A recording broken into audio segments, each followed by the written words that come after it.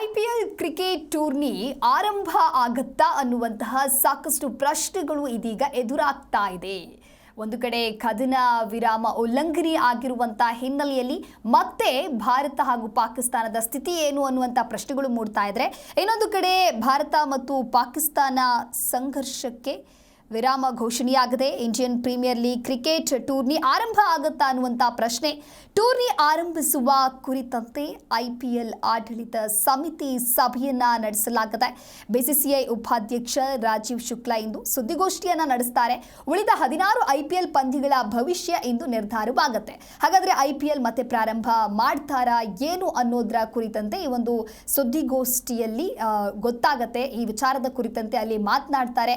ಉಳಿದ 16 ಐಪಿಎಲ್ ಪಂದ್ಯಗಳು ಏನಿದೆ ಅದರ ಭವಿಷ್ಯ ಇಂದಿನ ಸುದ್ದಿಗೋಷ್ಠಿಯಲ್ಲಿ ನಿರ್ಧಾರ ಆಗಲಿದೆ. ಟೂರ್ನಿ ಆರಂಭಿಸುವ ಕುರಿತಂತೆ ಐಪಿಎಲ್ ಆಡಳಿತ ಸಮಿತಿ ಸಭೆಯನ್ನ ನಡೆಸಿದೆ. ಭಾರತ ಮತ್ತು ಪಾಕಿಸ್ತಾನ ಸಂಘರ್ಷಕ್ಕೆ ವಿರಾಮ ಘೋಷಣೆಯಾಗಿರುವಂತಹ ಹಿನ್ನೆಲೆಯಲ್ಲಿ ಇದೀಗ ಐಪಿಎಲ್ ವಿಚಾರ ಕೂಡ ಮುನ್ನೆಲೆಗೆ ಬಂದಿದೆ. ಹಾಗಾಗಿ ಮತ್ತೆ ಐಪಿಎಲ್ ಕ್ರಿಕೆಟ್ ಟೂರ್ನಿ ಆರಂಭ ಆಗತ್ತಾ ಅಂತ ಹೇಳಿ ಈಗಾಗಲೇ ರದ್ದು ಮಾಡಿ 1 ವಾರಗಳ ಕಾಲ ಮುಂದೂಡಲಾಗಿತ್ತು. ಹಾಗಾಗಿ ಈಗ ಮತ್ತೆ ಐಪಿಎಲ್ ಆರಂಭ ಆಗುತ್ತಾ ಅನ್ನುವಂಥ ಪ್ರಶ್ನೆ ಎದುರಾಗ್ತಾ ಇದೆ. ಐಪಿಎಲ್ ಆಡಳಿತ ಸಮಿತಿಯ ಸಭೆಯನ್ನ ಮಾಡಿ ನಂತರ ಸುದ್ದಿಗೋಷ್ಠಿಯನ್ನ ನಡೆಸಲಾಗುತ್ತೆ. ಹಾಗಾಗಿ ಆ ಸುದ್ದಿಗೋಷ್ಠಿಯ ನಂತರದಲ್ಲಿ ಉಳಿದ 16 ಐಪಿಎಲ್ ಪಂದ್ಯಗಳ ಬಗ್ಗೆ ಯಾವ ನಿರ್ಧಾರವನ್ನ ತೆಗೆದುಕೊಳ್ತಾರೆ ಅನ್ನೋದು ಗೊತ್ತಾಗಲಿದೆ.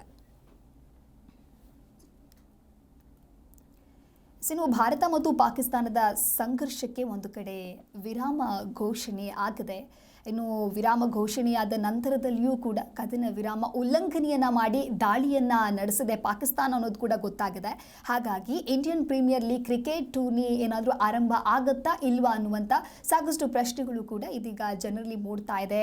ಟೂರ್ನಿ ಆರಂಭಿಸುವ ಕುರಿತಂತೆ ಐಪಿಎಲ್ ಆಡಳಿತ ಸಮಿತಿ ಸಭೆಯನ್ನು ಕೂಡ ಮಾಡಲಾಗಿದೆ. ಈ ಸಭೆಯಲ್ಲಿ ಈ ವಿಚಾರಕ್ಕೆ ಸಂಬಂಧಪಟ್ಟಂತೆ ಚರ್ಚೆಗಳನ್ನು ಕೂಡ ಮಾಡಲಾಗಿದೆ. ಹಾಗಾಗಿ ಯಾವ ನಿರ್ಧಾರವನ್ನು ಕೈಗೊಳ್ತಾರೆ ಅನ್ನೋದು ಸುದ್ದಿಗೋಷ್ಠಿಯ ನಂತರದಲ್ಲಿ ತಿಳಿದು ಬರಲಿದೆ. ಬಿಸಿಸಿಐ ಉಪಾಧ್ಯಕ್ಷ ರಾಜೀವ್ ಶುಕ್ಲಾ ಇವತ್ತು ಸುದ್ದಿಗೋಷ್ಠಿಯನ್ನ ನಡೆಸಲಿದ್ದಾರೆ.